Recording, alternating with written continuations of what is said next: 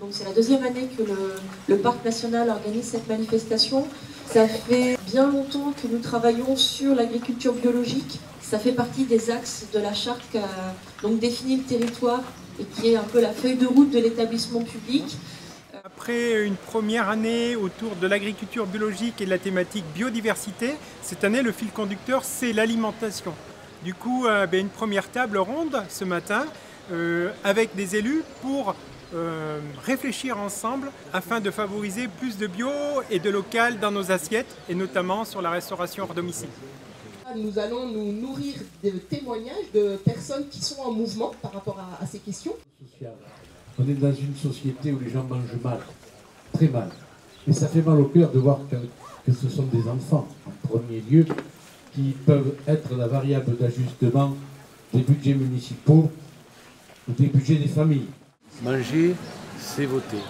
C'est-à-dire, je ne suis pas qu'un vulgaire consommateur, je suis aussi quelqu'un qui définit une société par mon comportement personnel. Voilà.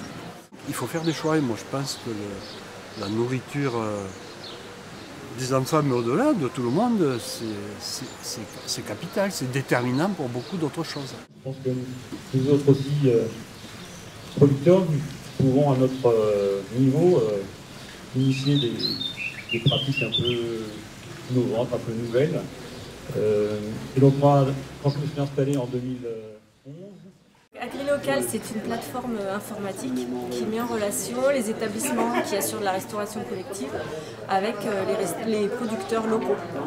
Alors ça répond aux besoins des cuisiniers ou des gestionnaires qui font les achats de denrées alimentaires et qui veulent un outil simple, pratique, tout en respectant le code de la commande publique et puis en faisant marcher l'économie locale.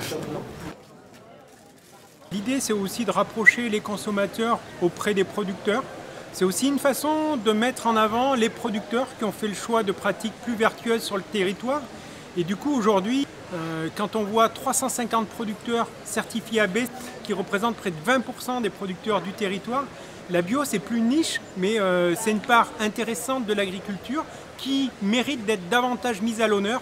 C'est l'objectif aussi de cette table ronde, de cet après-midi, où il sera question de la conversion en agriculture biologique et où des agriculteurs vont pouvoir s'adresser à d'autres agriculteurs pour expliquer un petit peu comment ça s'est passé sur un plan à la fois technique et commercial. J'ai tout simplement fait passer l'examen certificato pour pouvoir utiliser éventuellement les produits phytosanitaires en 2008. Et là, ça a été le déclic. Je suis né au rural, j'étais venu en Cévennes, non pas pour faire de la chimie pure, mais pour changer de vie. Donc c'était tout naturel que je suis passé au bio. Je me pose la question de me convertir depuis quelques années. Et puis la question que je me pose, c'est par rapport est-ce que ça va être une charge de plus au niveau suivi ? On parle de plus en plus de qualité environnementale et on sait tous qu'à l'échelle planétaire, les indicateurs sont rouges. Nous, en tant que parc national, pour le coup, on a une véritable responsabilité pour accompagner aussi le monde agricole vers des pratiques plus durables.